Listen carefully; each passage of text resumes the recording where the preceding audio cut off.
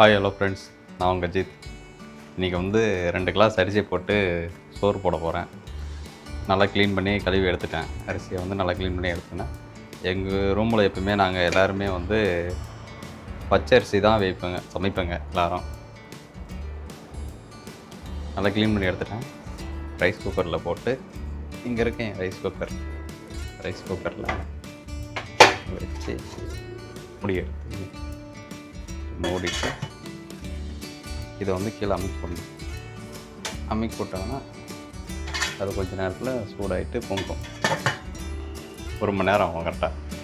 அது பச்சரிசி இல்லை, அது வேசி அரிசி, அதாவது புழுங்கல் அரிசின்னு சொல்லுவாங்க இல்லையா, அந்த அரிசி. அது பச்சரிசின்னு சொல்லிட்டேன், வேசி அரிசி அது. ஓகே, சாம்பார் வைக்க போகிறேன். சாம்பாருக்கு வந்து இந்த பருப்பு, இந்த பீன்ஸ் இதை போட்டு தான் செய்ய போகிறேன் இன்றைக்கி. நான் எப்போவுமே இதில் வந்து 2 மூடி தான் போடுவேன். 2 மூடி பட்டாணி வேறு 2 மூடி போட்டு, இது மைசூர் பருப்புன்னு நினைக்கிறேன். இதோட பேர் வந்து மைசூர் பருப்பு. இதை வந்து 2 மூடி தான் போட்டு வைப்பேன் எப்போவுமே. அதாவது வேக வச்சுருக்கேன். இப்போ தான் அடுப்பு எரியுது கரெக்டாக. இப்போ வந்து அந்த பருப்பை போட்டு வேக வச்சுருக்கேன். இந்த பீன்ஸை கட் பண்ணி அதில் போட போகிறேன். இப்போ இந்த மாதிரி பீன்ஸை வந்து சின்ன சின்னதாக கட் பண்ணி எடுத்துக்கிட்டேன். இங்கே வந்து பருப்பு வந்து கொஜ்ஜிட்டு இருக்குது. ஓகேங்களா? அப்படியே இந்த பக்கம் வந்தீங்கன்னா சோறு வந்து இதுவும் கொதிக்குது இப்போ. ஓகே, பருப்பு இன்னும் கொஞ்சம் வேக வேண்டியது இருக்குது. அதெல்லாம் வெந்துருச்சுன்னா அப்புறம் தக்காளி, வெங்காயம் இதெல்லாம் கட் பண்ணி வச்சேன்னா சரியாக இருக்கும். இப்போ வந்து 2 வெங்காயம் எடுத்து வந்துக்கிறேன், ஒரு தக்காளி, பூண்டு ஒன்றும் இப்போ இவ்வளோ பெருசாலாம் ஃபுல்லாக போட மாட்டேன். இதில் ஒரு 4 பல் போடுவேன், அவ்வளோதான். ஓகே, பூண்டை இந்த மாதிரி நல்லா இடித்து எடுத்துப்பேன். இடித்து எடுத்து அப்படியே எடுத்து நல்லா எப்போயுமே க்ளீன் பண்ணிடுவேன். எப்போயுமே கழுவிட்டு அதுக்கப்புறம் பூண்டு எடுத்து இந்த பருப்பு போட்டுருவேன் எப்போயுமே. ஓகே, அந்த பருப்பு வெந்துச்சுன்னா வெந்துட்டதுக்கப்புறம் இங்கே பீன்ஸ் கட் பண்ணி வச்சுருக்கிறோம்ல, இதை எடுத்து அப்படியே போட்டுருவேன் அதில்.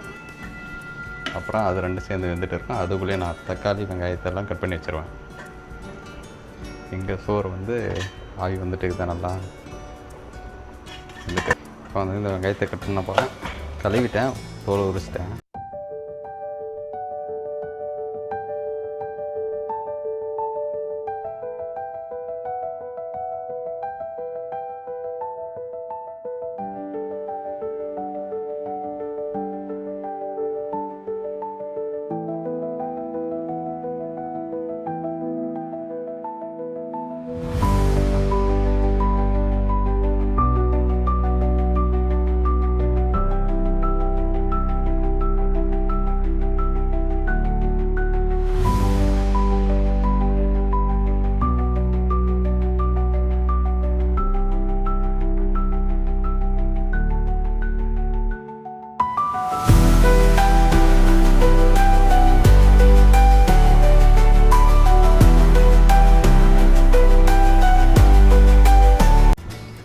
இப்போ வந்து அந்த பருப்பு வெந்துருச்சான்னு போய் பார்ப்போம்.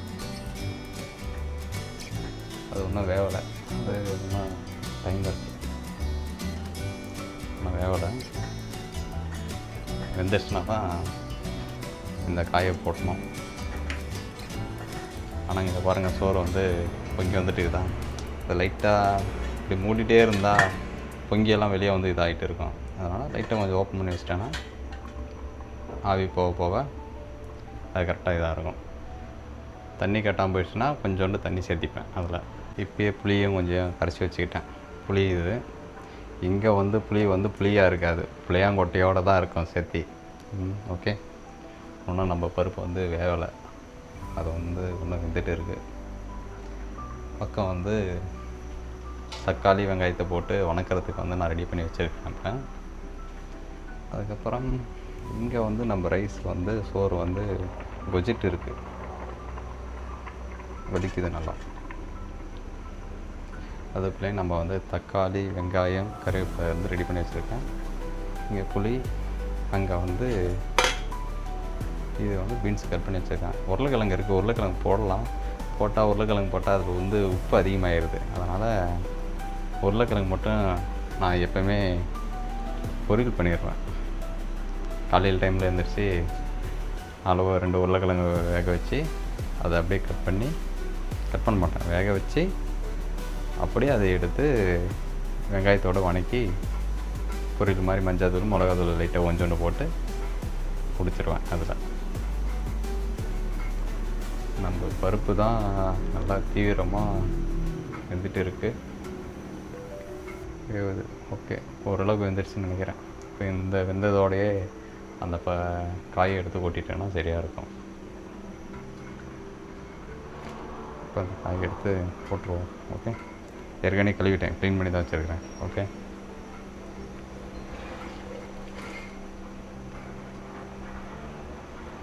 போட்டுட்டேன்.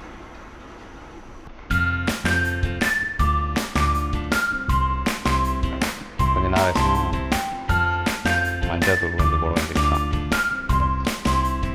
இப்போ வந்து தக்காளி வெங்காயத்தை போட்டு வணக்கலாம்.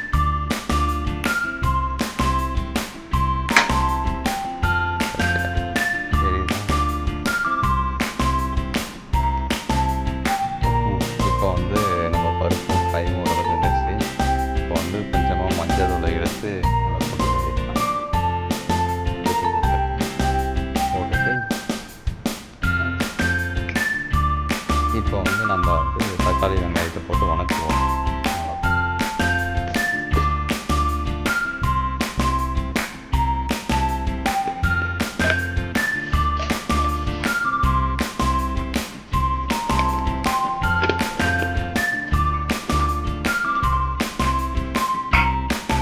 இதை வந்து நான் மூடி வச்சுட்டேன்.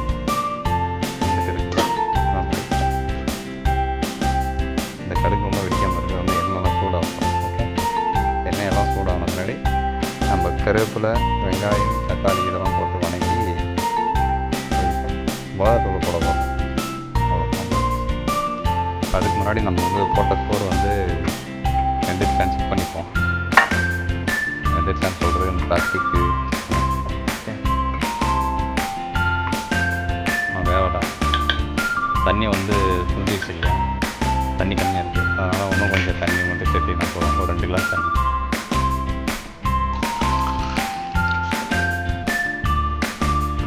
யாரும் இப்படி சமைக்க மாட்டாங்க, ஆனால் நாங்கள் சமைப்போங்க.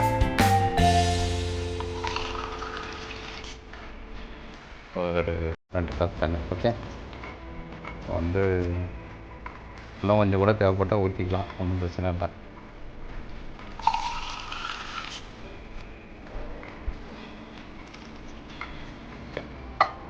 இப்போ வந்து திருப்பி மூடி வச்சிட்டோம்னா அது வந்து திருப்பி இப்போ இங்கே வந்து கரெக்டாக நல்லா வந்துடும். அதுவும் இல்லாமல் எங்கள் ரூமில் பள்ளிகளுக்கு வந்து சோறு வைப்பாங்க நாங்கள் எப்பவுமே கரெக்டாக. நம்ம வந்து பள்ளி சாப்பிட்டுட்டு இருக்குது தெரியுதுங்களா, அந்த சோறு வந்து சாப்பிடும். அந்த பெரும்பாலும் பார்த்தீங்கன்னா தெரியும், பள்ளி சாப்பிடுது பாருங்கள் சோறு. அந்த இந்த மூலையில் இருக்காங்க, அதை பார்த்துட்டு நம்மளுக்கு பார்க்குது. இங்கே வந்து எல்லாம் எட்டி பார்த்துருக்குறாங்க. அதெல்லாம் தெரியுதான்னு தெரியல உங்களுக்கு. ஆனால் எங்கள் ரூமில் வந்து பள்ளிக்கு வந்து தனியாக சோறு வச்சுருவாங்க. அது வந்து கரெக்டாக அந்த டைமில் வந்து சாப்பிட்றோம். ஓகே, இப்போ வந்து நம்ம தக்காளி வெங்காயத்தை போட்டு வணக்குவோம். ரொம்ப நேரமாக வணக்குறேன்னு சொல்லியிருக்கிறேன், நான் வணக்காமல் வைக்கிறேன். கடுகே தீஞ்சிருச்சு. இப்போ கருவேப்பிலை போட வேண்டியது தான்.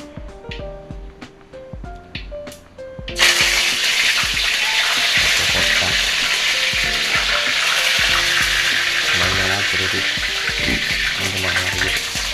வெங்காயத்தை போட்டு வேண்டியதான். வெங்காயத்தையும் போட்டேன்,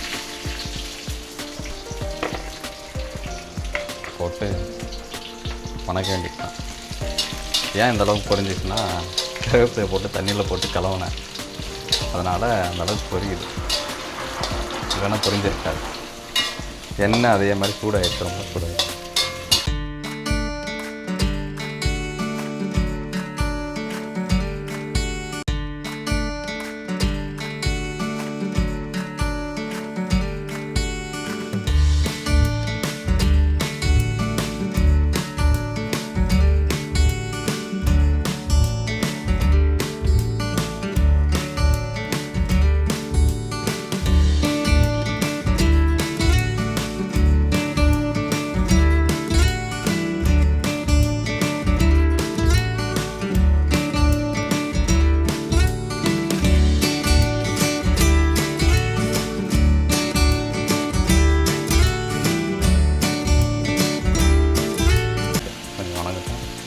அதுக்குள்ளே நம்ம சோறை வந்து நம்ம பார்ப்போம். ஓகே, நம்ம சோறு போட்டுருக்கோங்களா, இதை மறந்துட்டிங்கன்னா அவ்வளோதான். இது ஓரளவுக்கு நல்லா இதாகிடுச்சு. இப்போ வந்து வெந்துடுச்சா எப்படியான்னு பார்த்துட்டிங்கன்னா கரெக்டாக இருக்கும். பிளாஸ்டிக் தான், பட் இது வந்து பையன்னு போட்டிருப்பாங்க நம்பரு. இதில் வந்து போட்டிருக்காங்க பாருங்கள், 108 டிகிரி செல்சியஸ்லேருந்து 105 டிகிரி செல்சியஸ் வரைக்கும் இந்த வந்து கரண்டி தாங்கும். இது வந்து பிபின்னு போட்டிருக்காங்க. இந்த முக்கோணத்தில் வந்து போட்டிருப்பாங்க அது என்ன வகையான பிளாஸ்டிக்னு சொல்லி. ஓகேவா, அதனால தான் இந்த பிளாஸ்டிக் வந்து ஈட்டிலையும் போட்டு வணக்கிறேங்க. இப்போ வந்து வெந்துருச்சான்னு பார்த்தாச்சு. இன்னும் கொஞ்சம் வேக வேண்டியது இருக்குது. இன்னும் கொஞ்சம் அரிசியாக இருக்குது, கொஞ்சம் வேக வேண்டியது இருக்குது. திருப்பி நம்ம மூடி வச்சாச்சு. இப்போ அப்படியே இங்கே வந்தோம்னா அந்த தக்காளி வெங்காயம் வணங்கிட்டு இருக்குல்ல, வந்து ஓரளவுக்கு வணங்கிடுச்சு. நம்ம அப்படி லைட்டாக கொஞ்சம் இதில் கொஞ்சம் உப்பு போட்டுப்போம். உப்பு போட்டோம்னா இன்னும் கொஞ்சம் நல்லா வணங்கிடும். காலையில் உப்பு கொஞ்சம் சேர்த்து போட்டேன், அதிகமாக போட்டேன். உருளைக்கிழங்கு பொரியலில்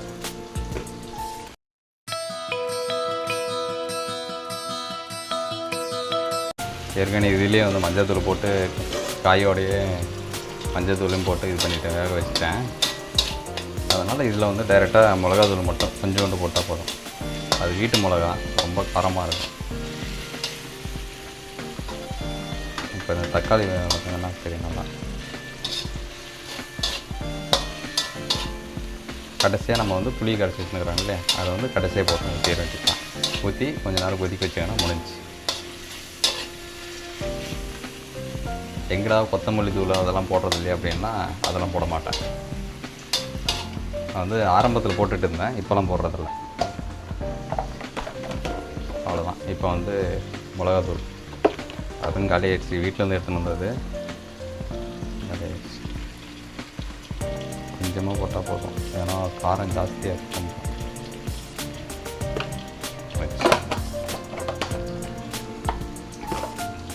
பச்சை மிளகாலாம் போடலையான்னு கேட்டால் அதெல்லாம் போடல. ஏன்னா இதே காரம் ஜாஸ்தின்றதுனால அதெல்லாம் போடுறது பச்சை மிளகாலாம்.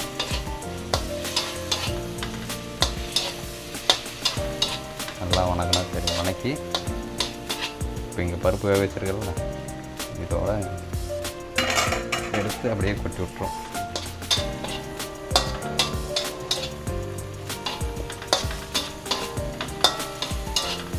கொட்டி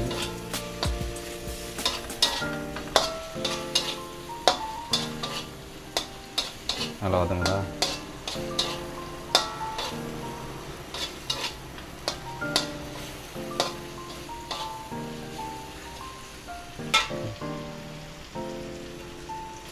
அவ்வளோதாங்க. இப்போ வந்து இது வணங்கியாச்சு. இப்போ வந்து துணி எடுத்து நாம் அப்படியே இதில் போட்டுற வேண்டியது தான்.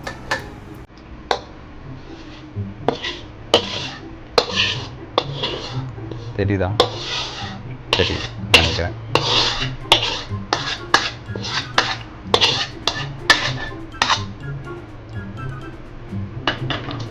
முடிஞ்சா இப்போ இங்கே வந்து இதை வந்து ஆன் பண்ணி எரியுது. ஆன் பண்ணி இது பாருங்கள் கொதிக்குது. இதை கூட வணக்கி கலக்கி விட்டா முடிஞ்சு. அதுக்குள்ளே அங்கே நம்ம சோறு பார்த்தீங்கன்னா இது வந்து கொஞ்சம் இதாகிட்டோம். அப்படியே இங்கே வந்தீங்கன்னா சோறு பார்த்தீங்கன்னா சோறு வந்து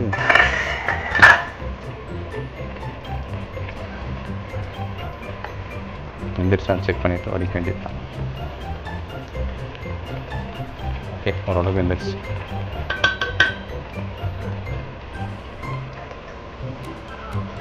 டைம் செக் பண்ணிக்கலாம்.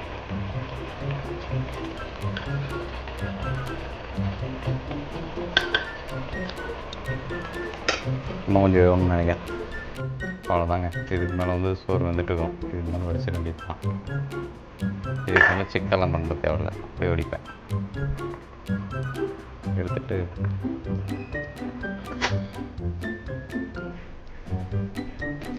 தண்ணி லைட்டாக கலந்துட்டு அவ்வளோதான் வடிக்க வேண்டியதுதான்.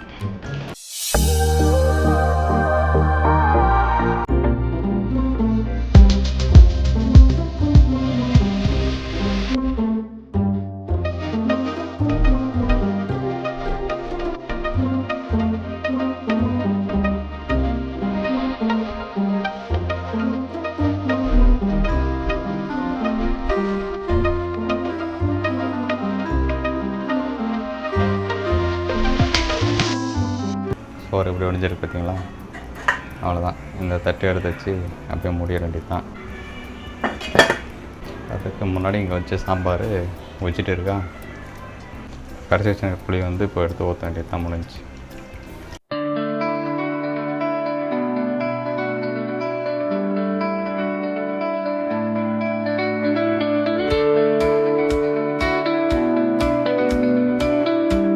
இப்போ பார்த்தீங்கன்னா சாம்பார் வந்து கொதிச்சிட்டு இருக்கான்.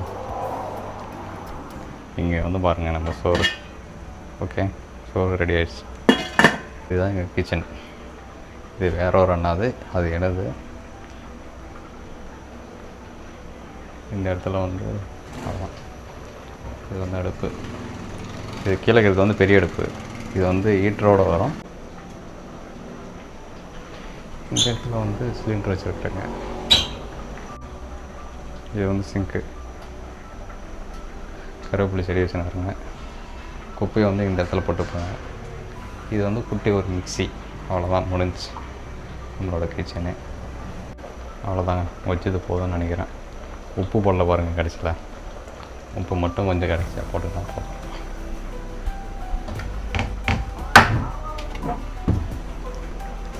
அந்த தக்காளி வணக்கக்குள்ளே கொஞ்சம் உப்பு போட்டேன். இப்போ கொஞ்சம் போட்டுக்கலாம்.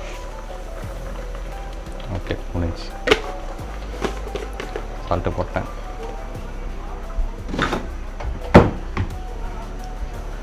இப்போ வந்து ஆஃப் பண்ணி கொதிக்க வச்சிட வேண்டியது தான்.